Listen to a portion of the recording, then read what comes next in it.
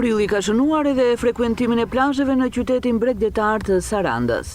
Siç shihet edhe nga pamjet, në tërë gjatësinë e plazheve publike poshtë shëtitores shihen frekuentues të shtuar në numër. Nuk kanë qenë të paktë ata që nuk e kanë menduar dy herë zhytje në ujë, pavarësisht temperaturave.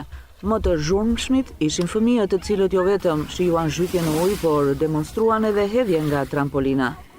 Mua më pëlqen të futem, po nuk më lë mami dhe kam të bebin e vogël.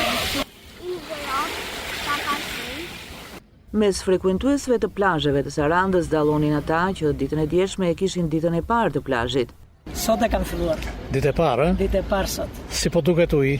I ftohtë një çik, po mirë. Më të shumë të thanë se ka nisur prej kohësh plazhin, e këtë e tregon edhe ngjyrimi në bronz i lëkurës së tyre. Unë kur gjej sa herë që kam kontakt me detin, nuk kam asnjë lloj problemi për punë. Vetëm mos ketë erë, mos jetë i trubullt, po që ujë i pastër, unë nuk rezistoj dot. Si vjet para ato 3 ditëve. Për mua është shumë okay.